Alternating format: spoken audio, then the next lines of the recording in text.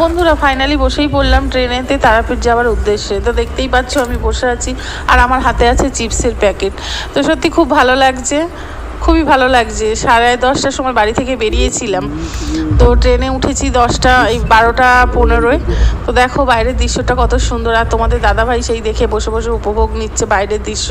আর সামনেই cold drinks রাখা রয়েছে, সেটা হাফ খাওয়া হয়ে গেছে। আর সবাই দেখো না কিরকম ফোন নিয়ে সব ঘাঁটছে। আর ওই দাদুটা আসছে সেফটি পিন আরও কী সব বিক্রি করছে। তো সত্যি খুব ভালো লাগছে। আর তোমাদের দাদাভাই তো চোখ ফেরাচ্ছেই না, ওই দিকেই তাকিয়ে রয়েছে। আর দুজনে মিলে সত্যি কথা বলতে অনেকদিন পর বাড়ি থেকে বেরোনো হলো। যাওয়া হয়েছিল কয়েক মাস আগে পুরীতে, তো আজকে আবার হঠাৎ করে আসা হচ্ছে। হঠাৎ না, রিজার্ভেশন টিকিট কাটা হয়েছিল সেই কারণে। তো বন্ধুরা আমরা চলে এসেছি ফাইনালি তারাপীঠে। তো দেখতেই পাচ্ছ রুমে বসে আছি। আর আমি তো এসেই আগে মানে কি বলবো, আগে দেখছি বাথরুমটা কোথায়। তো বাথরুমটাও খুব সুন্দর। তো আগে এসে চলে গেছি, চেঞ্জ করেছি, কারণ অতটা জার্নি করে এসেছি, বেরিয়েছি বাড়ি থেকে 10:30টার সময়। আর তারপরে গাড়ি ছিল 12টা 15-য়। তো যাই বা হোক, তারপরে একটু ওখানেও মিস্টেক হয়েছে। কারণটা হচ্ছে কি, দেখাচ্ছিল যে মানে ওটা যে গাড়িটা যে ঢুকেছে বুঝতে পারিনি। আমরা জানি ওইটাই হয়তো ছাড়বে। তো 12টা 15-য় ছাড়ার কথা, তো 12টা 15-তেই ছেড়েছে। আমরা জানি হয়তো ওটা মানে কত 10 নম্বরে দিয়েছিল, 10 নম্বর প্ল্যাটফর্মে। তো যাই বা হোক ওখানেই দাঁড়িয়েছিলাম। তারপরে আবার বুঝতে পারিনি, তোমাদের দাদাভাই এসে মানে টিটিকে জিজ্ঞাসা করতে উনি বললো না এটা 6 নম্বরে, 6 নম্বরে অলরেডি গাড়ি দিয়ে দিয়েছে। আর প্যাসেঞ্জার বসেও গেছিলো।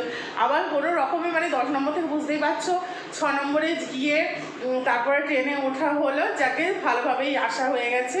তো আসতে খুবই মানে ভালো লাগছে যে চেঞ্জ করে একটু সত্যি মানে কোথাও থেকে এলে মনে হয় আগে যেন একটু বসি, মুখে হাতে জল দিই, এটাই ভালো লাগে। আর গরমটা যা পড়েছে, আর গরম পড়েছে বলে ওই জন্য এসি রুম নেওয়া হয়েছিল।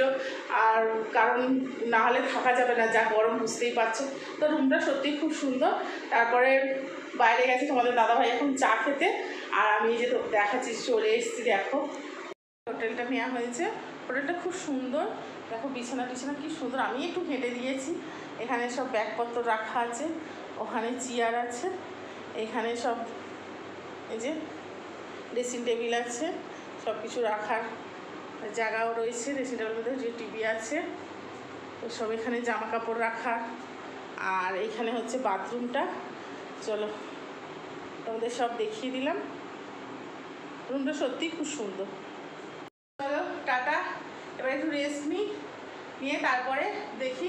পুজো আজকে দেবো না, পুজো কালকে দেবো, যেহেতু কাল মঙ্গলবার, সেই কারণে কাল